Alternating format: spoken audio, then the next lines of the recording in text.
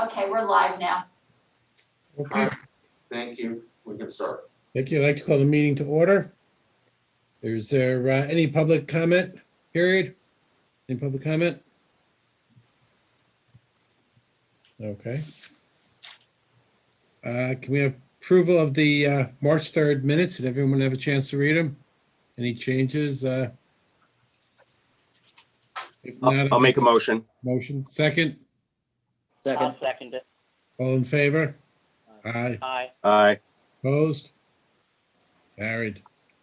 Carl, director's report? Director's report, keep adding to it, so we'll go on after the meeting. I will note that Linda did ask that, about having the next meeting live in person, so I'll mention that here, and then we can talk about that. My actual report is that we've completed the ABL reporting for this year. We completed it in our by the end of March under the normal window. Authorities have an extra 60 days this year due to the coronavirus, but we're done and done with 2020. We are continuing to work with 7883 Hunter LLC and Fellow Cafe. We're hoping to get their stuff in pretty recently. There was a success story on the Greene County social media channels. We also did a site visit at Potter's Table, another one of our projects at the Arc of Mid-Hudson, and they're ramping up their production there as well. So that is going well as well. We were there last week, and they've got like 4 people working there, and they're looking to add more as they ramp up production distribution. The county will be likely scheduling a hearing in May regarding we're eligible for funding under the Community Development Block Grant CARES Act coronavirus funding. So there is potential of another $1 million coming in as part of the alphabet soup of stimulus for various projects, which we're considering some sort of small business initiative and something in broadband. There's some other housing categories that don't really apply to us, but those 2 areas are things we might be able to get some extra funding for. So that's coming up soon. The state budget did pass and was adopted today. We were told the consolidated funding application round will be back in some form. So we will be starting to gear up for applications for that. Presumably on the same cycle that they were 2 years ago before it got cut out, which was applications being due at the end of May applications announced at the end of May with them being due at the end of July and decisions coming out in December. But we will see when they do that. I don't know if they're going to have anything special for the coronavirus or if they're going to use some of their money that they got from the couple stimulus acts for any of that, but we will see. Housing prices continue rolling upwards. 287,000 median in January is a record for us. Sales continue to rise as well. They were up 18 in January and 21 in February. So that's given that's the slowest time of the year. Inventory is low and demand continues to be high. Greene County sales tax is up slightly the first 2 months of the year, and I will mention that the Paycheck Protection Program was extended as well through May 31st, as well as the Economic Injury Disaster Loan Program, which is now extended through the end of the year, which are both SBA programs. The PPP goes through lending institutions. Are you guys still getting PPP applications? Oh, we are. Yeah. We're out of that business, Carl. We closed our window as of March 31st. All right, so Greene County is no longer taking them they're extended through May 31st for eligible lenders. So, like I said, the EIDL, which is directly done through the SBA, is available through the end of the year, and they expanded that amount from 150,000 to 500,000. So maybe there's an opportunity there if people are looking for additional funds.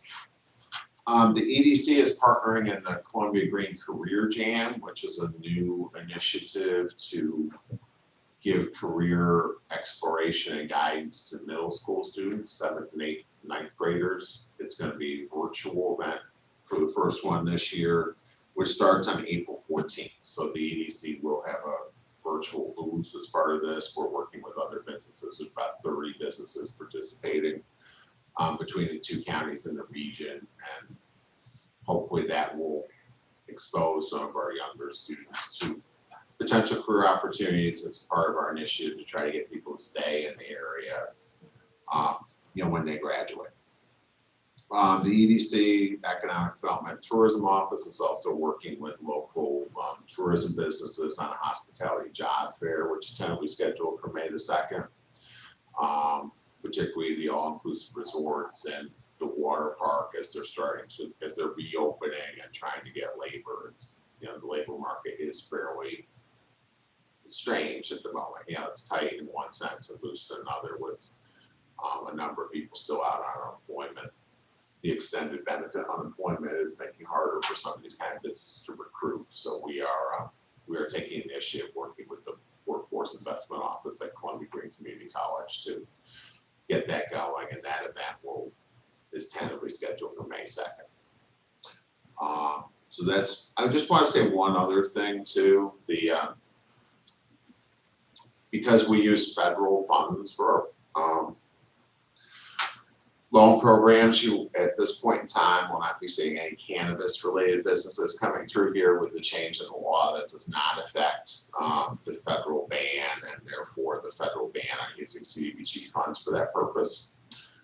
We could potentially fund a business that was a hemp or CBD related business that does not involve THC, but cannabis won't change. As part of the new law, the state is actually having a kind of incubator grant program as part of it. So that's, who knows, something like that may touch our office in some way, but the actual loan program that remains ineligible. So that's my report. Okay. Thank you for that. The approval of the audit. Carl, didn't we do that?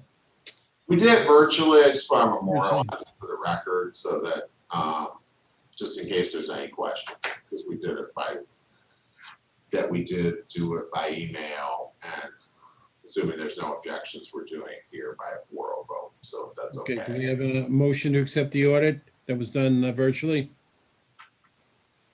I'll make a Make a motion. Okay, second. Second. Linda. All in favor? Aye. Aye. Opposed? Carried. Carl, do you want to talk about the Job Connection Task Force? I do. The Pattern for Progress is a regional organization we've been working with for quite some time, and we stepped up our involvement during the pandemic. It's a 9-county initiative, basically Greene and Columbia and everywhere south. So we haven't been a contributor in the past, but we do see this as an opportunity to both expose the EDC and to get some good information on an area that we're really trying to work on, which is workforce and labor force.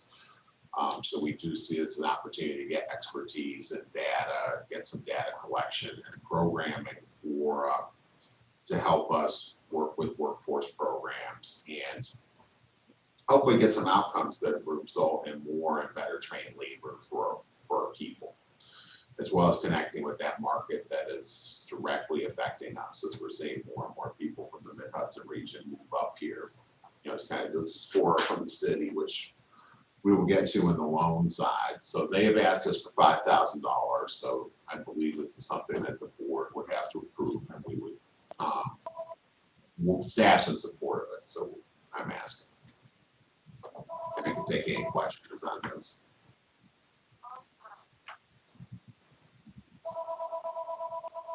Okay, so if we approve this 5,000, where is it coming from, Carl, exactly?